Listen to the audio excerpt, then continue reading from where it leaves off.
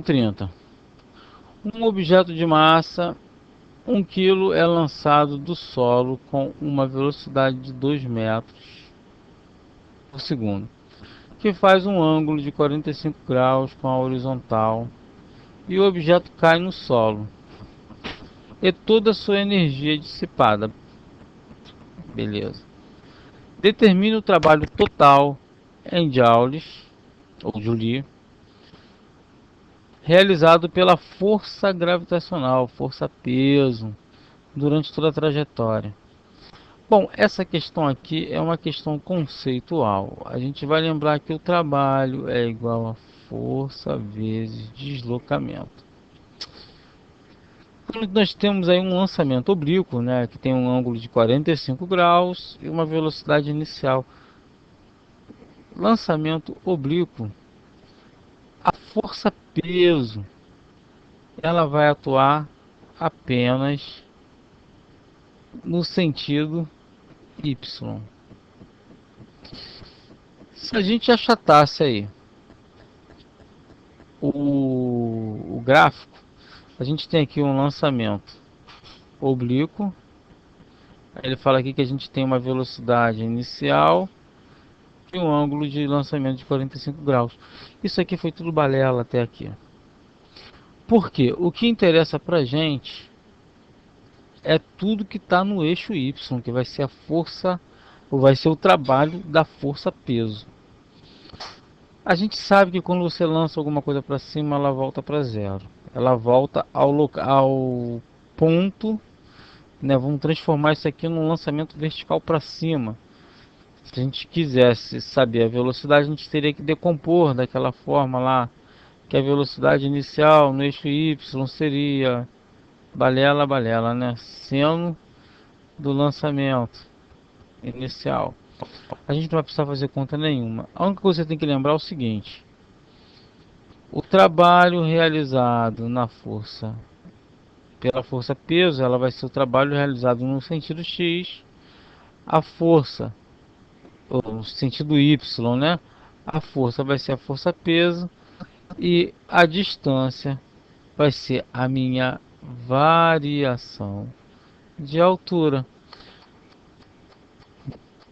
Como minha variação de altura no lançamento oblíquo vai ser igual a zero, o que acontece com o trabalho? Zero, é o trabalho nulo, é o trabalho que não existe, né? Da força peso no lançamento oblíquo você não existe trabalho, desde que o ponto de a altura de partida seja igual à altura de chegada. Se você tivesse que calcular a força peso no ponto mais alto da trajetória, aí você poderia fazer de duas formas, né? Você poderia pegar aqui, decompor essa velocidade, decompôs a velocidade, você vai usar a fórmula da energia cinética, que vai ser igual a massa do objeto vezes velocidade ao quadrado dividido por 2. Você sabe que aqui nesse ponto toda energia potencial, toda energia mecânica acabou, zerou. Por quê? A velocidade lá naquele ponto lá vai ser igual a zero. Então toda energia foi transformada em trabalho. Nesse caso aqui, eu teria o trabalho da força peso igual ao máximo. Por quê? Seria o máximo. Porque ele seria ΔH vezes a força peso. Na verdade não seria ΔH, seria o peso vezes a altura máxima. Aqui seria o máximo do, do meu objeto, o máximo trabalho da força peso, e a energia naquele ponto ali seria igual a zero, porque a minha velocidade naquele ponto ali é zero. Mas como ele quer contabilizar a parte também que volta ao chão, pode marcar aí a letra E, que não existe trabalho da força-peso em lançamento oblíquo. Aí vamos questão 31. Dois objetos de massa 1 kg e 2 kg viajando na mesma direção em sentidos contrários, com velocidades iguais em módulo, olha aqui, ó, colidem frontalmente de forma totalmente inelástica. Lembrando aí que a colisão inelástica é aquela que depois da colisão os corpos não se separam, eles viram um corpo só. Tem deslocamento de massa, isso, aquilo, outro. Então vamos lá. Nós temos aqui, ó. Ih, cadê minha caneta? Tá aqui. Nós temos dois corpos aqui. Esse aqui tem, vamos dizer, que 1 kg. Esse tem 2 kg. Eles estão viajando em velocidade em módulo igual. Porém, eu vou fazer o seguinte, eu vou adotar que uma das velocidades é negativa. Por quê? Porque eu tenho que ter uma orientação. Bom, eu peguei justamente um péssimo exemplo. Vou pegar essa daqui que está contra x e vou transformar ela em negativa, porque ela está contra o meu sistema. Eu vou ter que considerar que elas estão se movendo num sentido qualquer. Elas são iguais em módulos, mas de diferentes sentidos.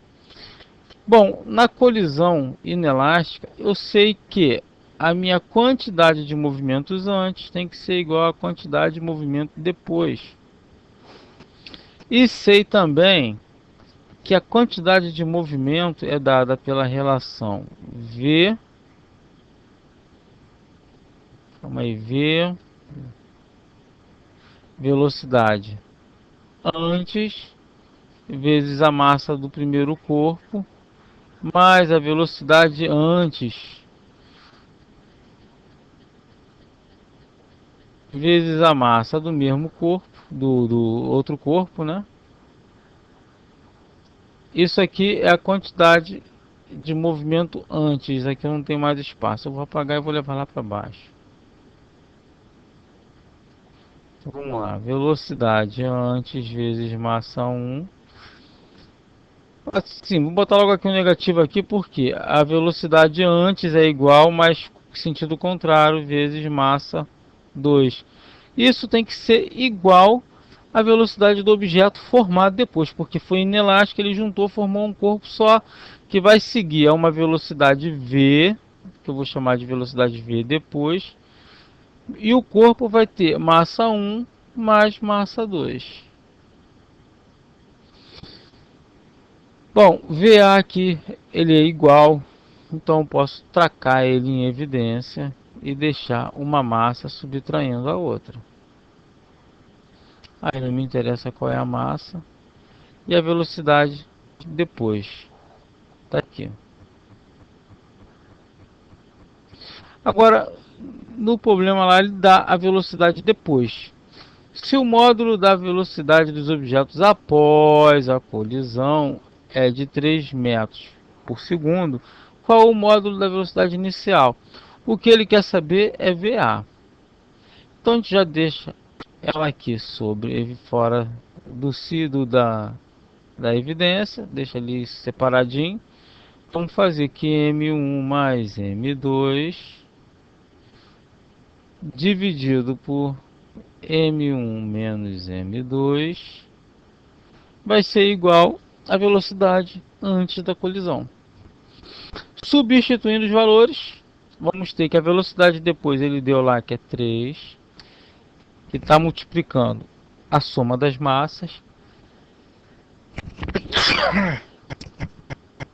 que está multiplicando a soma das massas, que é massa 1, para mim não interessa, massa 1 vai ser 1 e a massa 2 vai ser 2, dividido por massa 1, aqui a gente chamamos de 1, menos massa 2, nós vamos chamar de 2.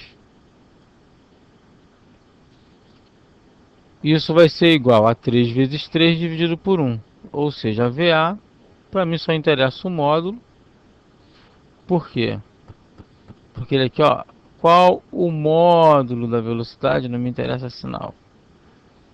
Então eu tenho 3 vezes 3 dividido por menos 1. Isso aqui vai dar menos 9. Aí eu pegar um módulo de menos 9 é igual a 9 metros por segundo. Bom, a resposta aí está na letra E.